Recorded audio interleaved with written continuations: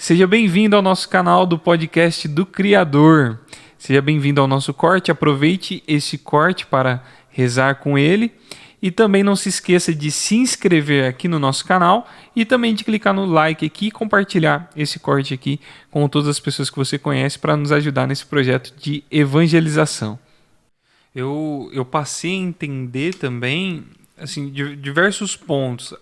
Uma das coisas que... A primeira coisa que eu precisei entender nesse caminho foi que, tipo assim, é que a vocação ela é um passo de fé. Então, eu nunca tenho a certeza de que Deus me colocou naquele caminho, a não ser que a não ser que Deus tenha aparecido do meu lado e falado: filho, você vai ser padre, ou filho, você vai casar. Ou seja, é fé, é um caminho de fé, é um se lançar. E o segundo ponto que eu tive que aprender é o que Deus ele me dá a liberdade da escolha também. Mesmo que ele me coloque, ele ainda fala assim: meu filho, é isso que você quer? Porque se for o que você quer, eu vou abençoar. Se não for o que você quer, eu também vou te abençoar. Porque às vezes a gente acha que, tipo assim, porque se eu não fizer tal coisa, eu estou fora da vontade de Deus e aí Deus não vai me abençoar. E tipo, que Deus ruim, né? Que Deus maldoso, que se eu não fizer o caminho dele, ele não vai me abençoar. Não, ele me abençoa. Tipo assim, eu posso escolher entre a felicidade e a perfeita felicidade, né? Então, e ali no convento eu me via numa situação assim, eu gosto dos freis. Eu gostava da vida, eu me dedicava à oração, eu tinha tempos exclusivos para oração, adorava a vida fraterna, mas não me completava. Exatamente. Eu queria estar ali, o meu coração ansiava estar ali, eu queria ser padre, eu achava lindo. Nossa, padre, não sei o que lá. E não me completava. Até eu entender, e eu lembro que foi o padre aqui da diocese, que na verdade nem é daqui, é da diocese de Brasília, que me ajudou muito nisso, o padre Wellington, que ele falava assim: filho, às vezes a gente acha que tipo, ser padre é a última coisa do mundo. É o maior grau de felicidade de um católico. E aí o que você faz com as outras vocações? Você joga todas as outras no lixo? Você junta tudo religioso, casado, leigo, consagrado, e você pega tudo isso aí e joga no lixo, porque o ser padre é o ápice de tudo? Na verdade, muitos colegas, ao estudar teologia, nunca conseguiram entender a proposição do Concílio Vaticano II. Veja, a vida ordenada é um estilo de vida. Não é que esteja num patamar mais alto que a vida leiga. O padre não é maior do que o leigo. O padre é diferente do leigo. É preciso acabar com essa escadinha maldita de que o outro é maior do que eu e eu sou maior do que o outro. Gente, nós somos irmãos. E foi a cruz, e foi a entrega de Jesus na cruz e a ressurreição dele quem inaugurou isso. É óbvio que eu tenho superiores. Isso é inegável. Mas o meu superior o é em vista de um trabalho, de uma função. Não é que pelo fato dele ser o meu superior, ele é mais iluminado do que eu. Até porque quem é mais alto na igreja o é para servir, não para estar no andar de cima. Cristianismo não é um edifício formatado a modo de prédio. Primeiro andar, segundo andar, terceiro andar. Não. Cristianismo é catraca de bicicleta. Sou eu que me encontro com o outro e dou a mão ao outro. E o outro que dá a mão ao outro. E é no entrelaçar destes anéis que a gente forma uma comunidade. Porém, eu não sou você, você não é eu e você não é ela. Ou seja, e é na diversidade e na diferença que a gente se encontra. Veja, a gente fala muito de vontade de Deus.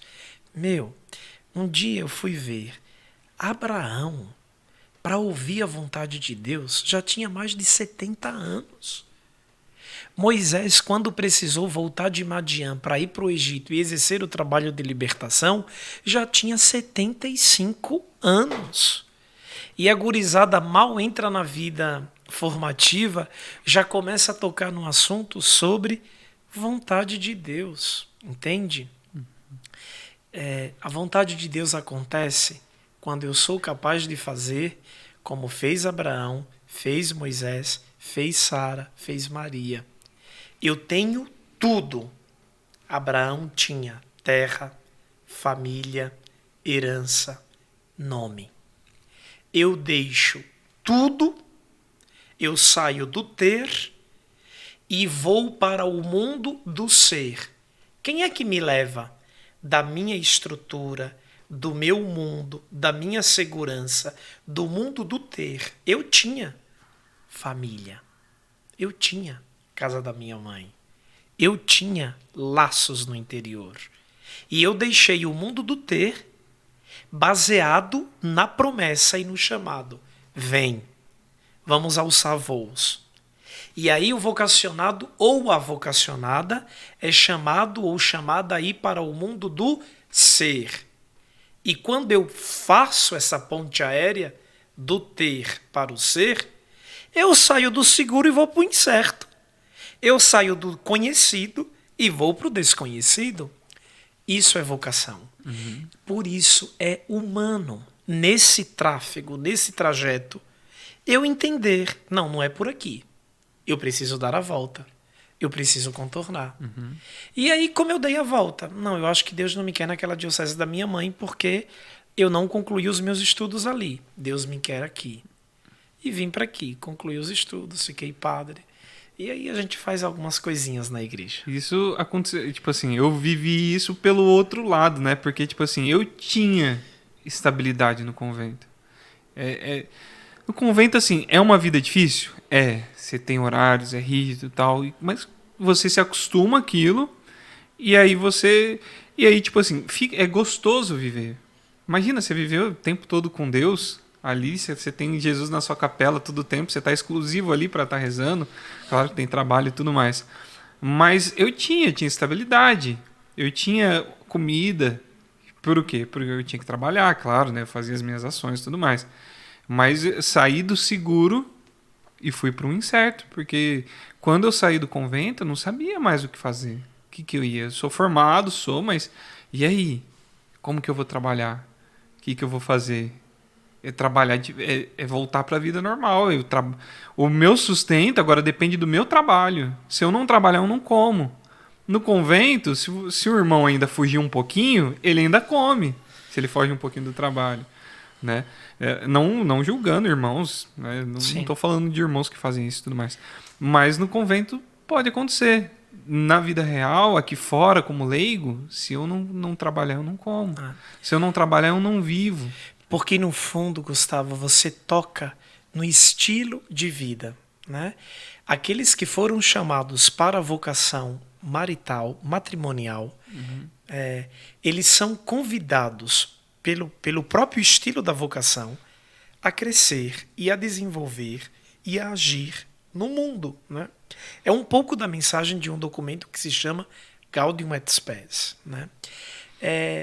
As Sagradas Escrituras no Antigo Testamento, vocês vão perceber que volta e meia eu vou entrar em Sagrada Escritura, né? Porque a gente tem um pouquinho de amizade. Mas assim, a Sagrada Escritura tentou entender isso por ocasião do crescimento e expansão das tribos de Israel. Eram 12 as tribos, em honra aos filhos de Jacó e aos 2 filhos de José.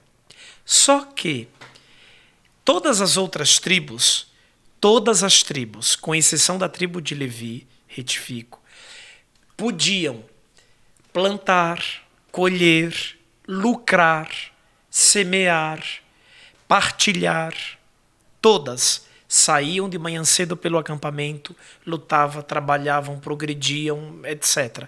Enchiam os próprios celeiros. A única que não ia ao acampamento trabalhar, e aí a gente brinca hoje que padre nunca fica desempregada, né? Mas a única que não tinha esse estilo de vida, eu estou falando de um Israel pré-estatal, né?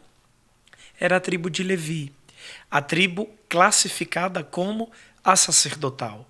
E o livro do Levítico já nos apresenta.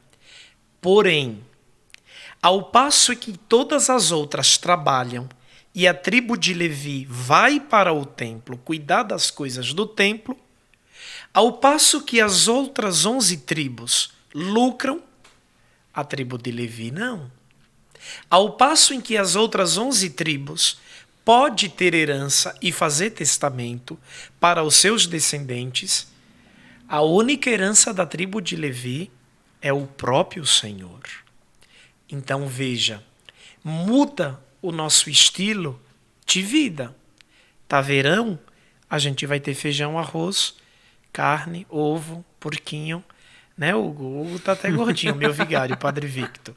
E passou outros por nós, o Padre Gabriel, o Padre Fabrício, todo mundo gordinho, todo mundo feliz, né? Com respeito. A gente sempre vai ter o mínimo para viver. Porém, o que é que muda? Muda o nosso estilo de vida. Muda o nosso comportamento moral. Explico, padre, o casado não tem que dar bom exemplo, mas é claro que tem que dar bom exemplo.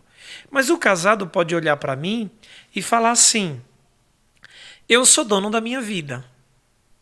O presbítero, não sei se ele poderia falar isso, porque ele entregou a vida dele para a igreja. Se bem que o casado entregou a vida dele para a esposa, né? Para a família, para os filhos. É que a moral do estilo da vida do padre é uma moral diversa. Porque um cidadão leigo pode olhar para qualquer estrutura do mundo e pode simplesmente falar: olha, eu faço da minha vida o que quiser, porque eu não preciso provar nada para ninguém. Já o presbítero, o sacerdote, tem uma moral a preservar. Sabe? Ele deve sim. Em que sentido? Ele dedicou a sua vida a Deus por meio da igreja e a igreja o abraçou. Então ele deve abraçar com todas as exigências da vida da igreja. Tem um preço? É óbvio que tem. Mas não é humano, padre? Todos nós somos humanos. Então, volta o quê? Volta o encontro das duas vontades. Uma vontade maior do que eu se encontrou com a minha pequenina vontade. E todas as vezes que essas duas vontades se encontram, o amor se reinflama. A graça acontece. E creio que Cristo apareça.